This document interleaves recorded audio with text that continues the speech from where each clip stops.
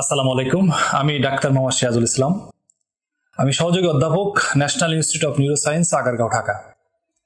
আমি বেসিক্যালি একদম মেডিসিন এবং আইসিইউ বিশেষজ্ঞ। তো বর্তমান সময়ে আমরা ঢাকা শহরের বিভিন্ন আইসিইউতে কিছু কিছু সাপে কামড়ানো রোগী পাচ্ছি, যেটা রাসেল ভাইপার সাপ। সারা বাংলাদেশে অনেক রোগী মারা যাচ্ছে রাসেল ভাইপার, এবং আমরা আইসিইউতেও এই রোগীগুলি পাচ্ছি। তো সেই প্রয়োজন থেকে আজকে রাসেল ভাইপার নিয়ে কিছু কথা বলতে চাই আপনাদের সামনে।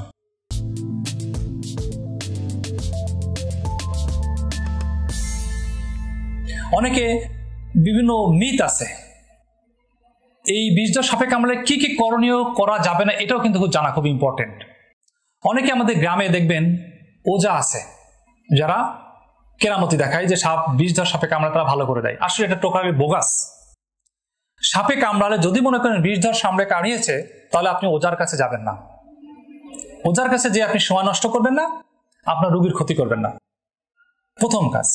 2 নম্বর হচ্ছে আপনি যেটা করবেন না, সেটা হচ্ছে যে অনেকে দড়ি দিয়ে যেখানে কামড় দেয় তার উপরিভাগে দড়ি দিয়ে টাইট করে পেঁচায়, গামছা দিয়ে টাইট করে পেঁচায়, যেখান থেকে যাতে বিষটা না উঠতে পারে।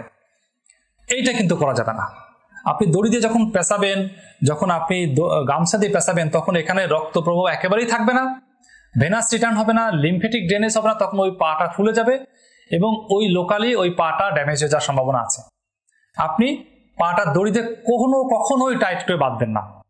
আপনি ইমোবিলাইজ করে রাখেন, কিন্তু পা দিয়ে করবেন না, দড়ি দিয়ে বাঁধবেন না। তৃতীয়ত, অনেকে করে কি, ওই জায়গাটা লোকালি চাকু দিয়ে বা ব্লেড দিয়ে কেটে চেপে চেপে বিষটা বের করে।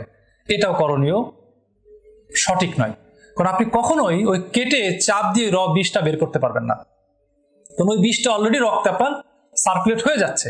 আপনি এইগুলি করে সময় নষ্ট করবেন না। অনেকে সাবান পানি দিয়ে ধোয়, আপনি লোকাল সাবান পানি দিয়ে ধুয়েও আপনি বিষটা ভিতর থেকে বের করে আনতে পারবেন না। সুতরাং এইগুলা করে কোনোভাবেই সময় নষ্ট করবে না। অনেকেই আপনি দেখবেন গ্রামগঞ্জে বিভিন্ন লোকজন আছে, মুরব্বী লোক আছে, মায়েরা আছে, মসজিদের ইমাম সাহেব থেকে যারা জানে না এই বিষয়ে, অনভিজ্ঞ, তারা বিভিন্ন এক্সপার্ট অপিনিয়ন দেয়, বিষধর সাপে কামড়ায় নেই, আপনি থাকেন, ঠিক হয়ে যাবে, ইত্যাদি ইত্যাদি। ওজার কাছে যান, ওদের মতামতটা আপনাকে নিবেন না। আপনার কাছে যখনই সন্দেহ হবে, আপনি দ্রুত হাসপাতালে চলে যাবেন। হাসপাতাল ডিসাইড করবে যে আপনাকে কি করণীয়। হাসপাতালে যদি ডাকে রোগী অবজারভেশন রাখার পরে যদি 6 ঘন্টা 8 ঘন্টা রাখার পরে না আপনি এখন বাসায় চলে যান, তখন আপনি বাসায় যাবেন।